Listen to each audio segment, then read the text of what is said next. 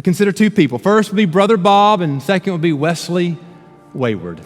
Now, Brother Bob is a leader in the church. He's a deacon. He's a father, faithful father and husband. He serves on several committees. He's well known in the community and faithful in his business practices. He serves wherever there's opportunity to serve. He has for a very long time. When the leaders of the church think of who they need to go to for help, Brother Bob's the very first person they tend to go to. He oftentimes has prominent roles in front of the church. And in fact, if you ask most of the people in the church an example of righteousness and one to emulate, they would say, well, Brother Bob seems to really be doing it well. On the other hand, you've got Wesley Wayward. Now, Wesley hasn't attended church since he was a kid and he visited his grandmother. He knows very little about the Bible and doesn't even know the difference between the Old Testament and the New if you were to ask him. Wesley has a lot of friends in the community, but none of them go to church. And he has a reputation amongst them all of one who knows how to enjoy a good time.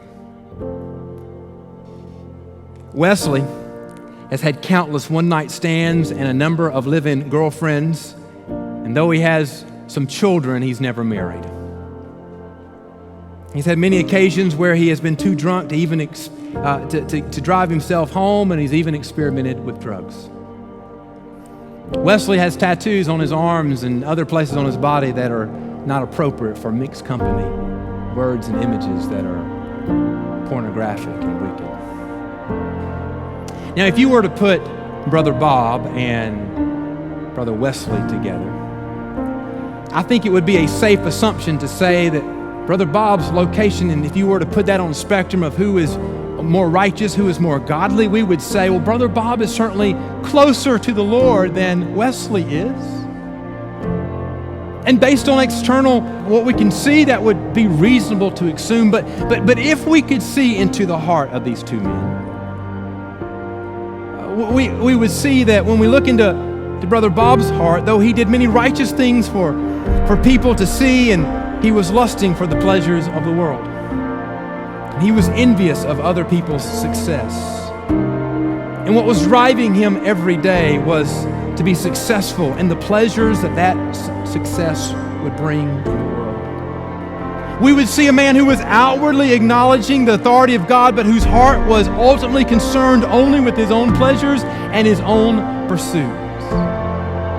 And if we could see into Wesley's life, we would find a man absolutely broken over his sin. He didn't know a lot about the Bible. Nobody's asking him to teach Sunday school, but he believes it to be true. And so every day he's reading through it, trying to understand what it means and what God is commanding him to do. He's brokenhearted over the hurt and the destruction his sin has caused.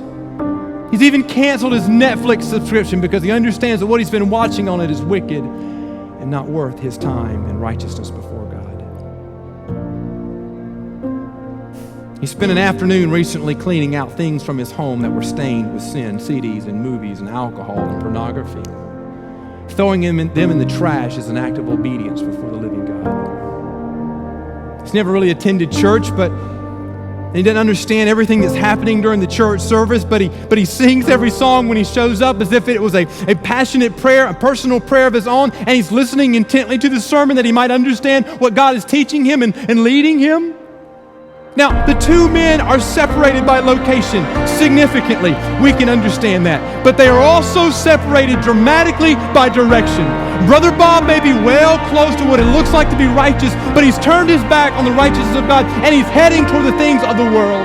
And Wesley is far away, at least what it looks like, from the righteousness of God, but he's brokenhearted, he's repented, he has turned himself toward God, he has rejected the devil, and he is drawing near to God. And dear friends, here's the point I want to make. I'd rather have Wesley than Bob. Because the Bible says that when you resist the devil, he will flee, and when you draw near to God, he will draw near to you. Who's in a better position? Is it Bob? No, it is Wesley, because he's drawing near to God, and God will draw near to him.